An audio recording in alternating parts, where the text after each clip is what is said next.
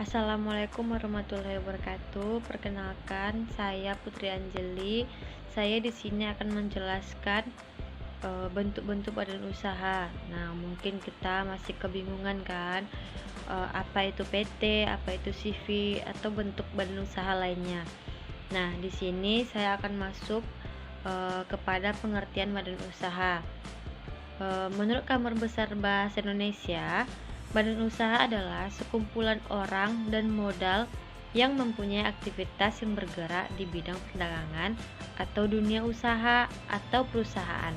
Nah, sedangkan menurut Undang-Undang Ketentuan Umum Pajak Indonesia adalah sekumpulan orang dan modal yang merupakan kesatuan, baik melakukan usaha maupun yang tidak melakukan usaha.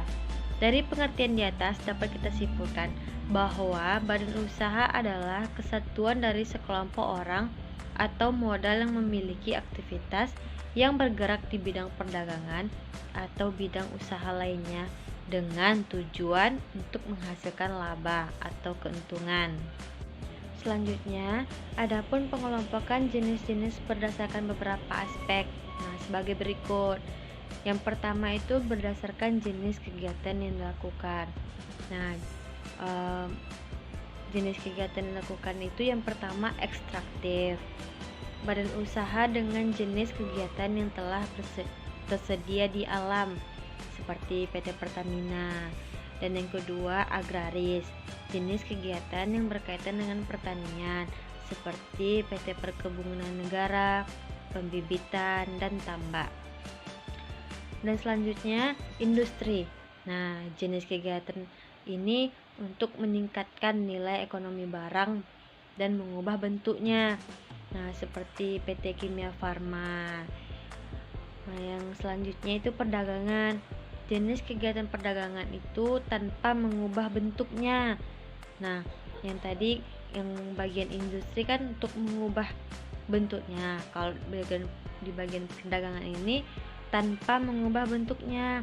Nah, seperti contoh PT Matahari Store. Dan yang terakhir itu jasa.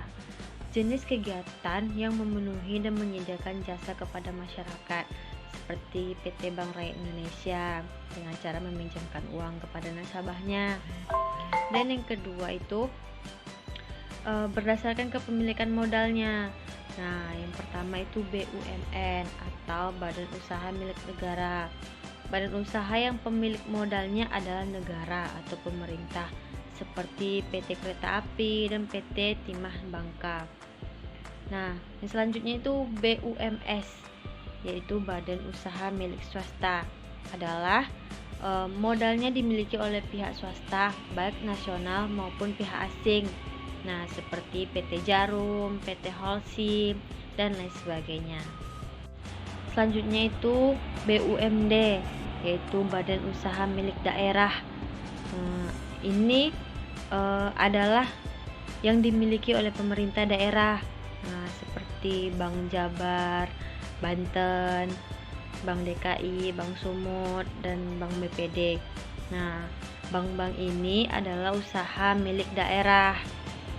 Dan yang terakhir, badan usaha campuran, yaitu sebagian modalnya dimiliki swasta dan sebagian lagi dimiliki oleh pemerintah seperti PT Telkom Indonesia.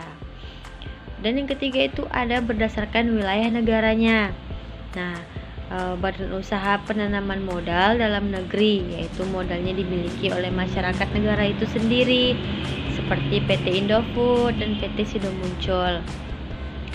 Dan yang kedua, badan usaha penanaman modal asing, yaitu milik masyarakat luar negeri yang beroperasi di dalam negeri seperti PT DuPont Indonesia dan PT Otsuka Indonesia.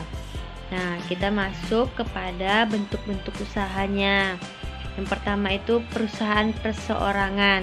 Nah, perusahaan perseorangan ini merupakan perusahaan yang dimiliki, dikelola, dan dimanajemenkan atau ditangani langsung secara perseorangan, dan segala bentuk tanggung jawab dan risiko pastinya akan ditanggung secara pribadi, sehingga biasanya modal yang dibutuhkan tidak begitu besar.